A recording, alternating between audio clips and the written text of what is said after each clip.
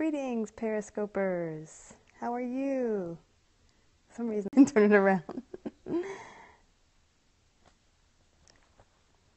Greeting, Periscopers. This is Monica Coleman, and I'm joining again today in my weekly daily discussion of bipolar faith.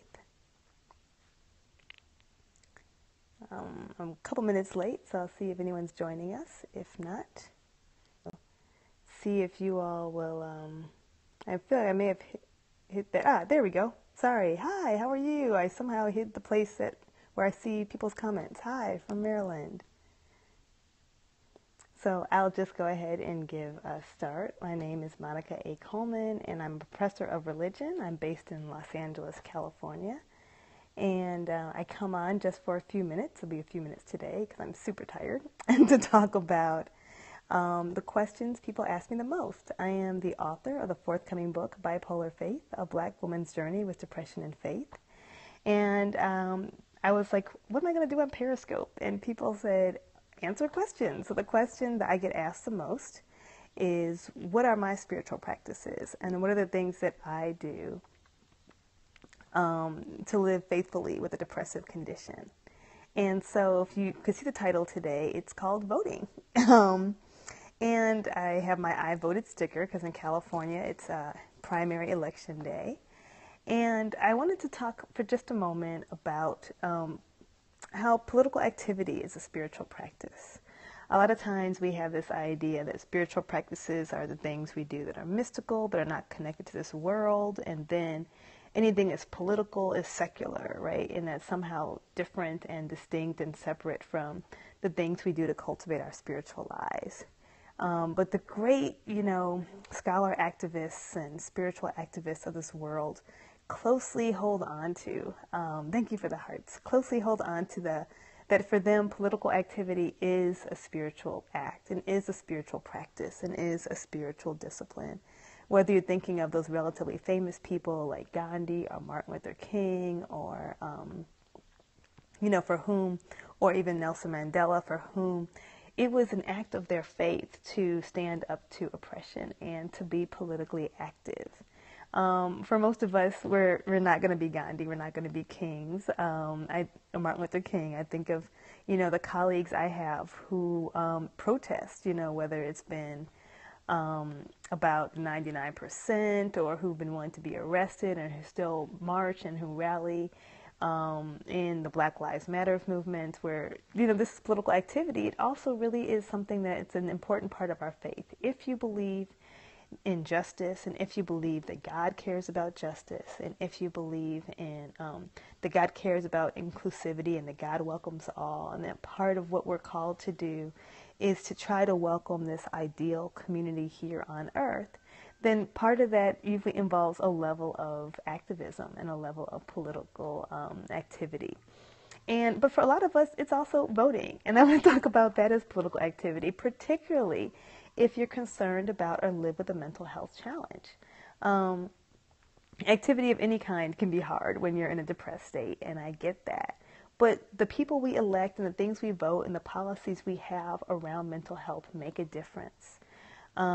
It's so easy for people who have mental health challenges, particularly severe mental health challenges, to be unable to work, to be unable to have jobs that give good health insurance, right? And so the kind of political statements we make about health insurance, about mental health care and where that falls into health insurance, about mental health institutions and the quality they have, the cost of them, people's ability to access good mental health resources, whether they're college students or high school students or, children or people, the way in which we understand, even in our public school systems, how we deal with mental health, all those things make a difference. And the things that people actually experience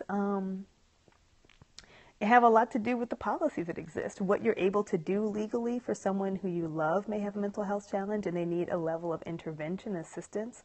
All those are about who our elected officials are and the policies that we have and the laws that are in place and whether or not there are safety nets and structures for those people who are unable to care for themselves.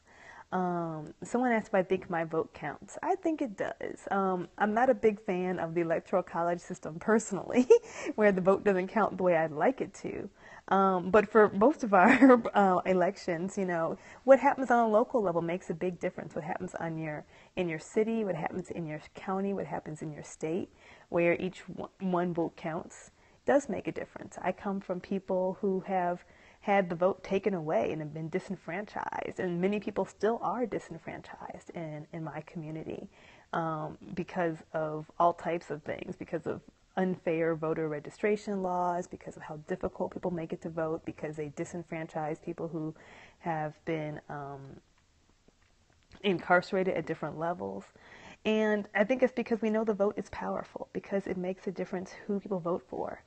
The more people who come out and vote, who believe their vote matters, makes a difference. You can, whether you're going down to your city hall and talking about what your neighborhood needs and what you think your community needs, I want to say that all that matters. And for me, political activity of whatever kind, whether it's voting, like there's my I voted sticker, or it's protesting, or it's getting involved in your neighborhood council, or whatever it may be, it is part of a spiritual practice for me. Thank you. I'm glad you liked the video. It's a spiritual practice because it's an act of my faith. And it's something that's not always fun, and sometimes it's inconvenient. Lord knows it is, right? I was running to go vote today. In between other things I had to do.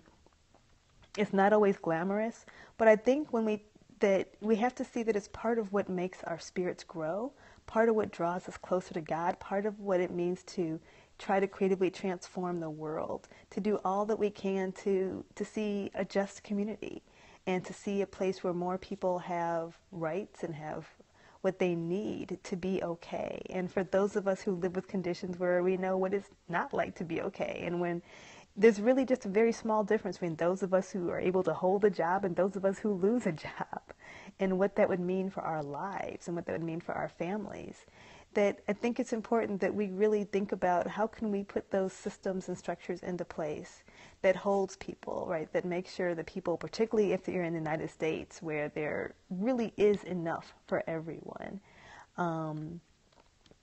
people can have access to what they need to be well. You don't have to be amazingly, thrivingly rich, right? Although, hey, but to be well, can we access the counseling, the medications that we need to be well? Do we have advocates to do that? Do we have the benefits that are needed to do that?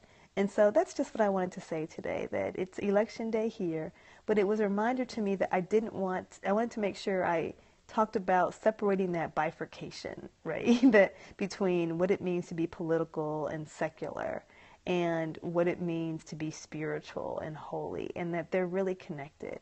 And it is a spiritual practice, particularly for those of us who live with chronic health challenges, to be politically active in our local and hopefully our national communities, because they make a difference for our lives, the lives of people that we love, and even for the lives of people we don't know.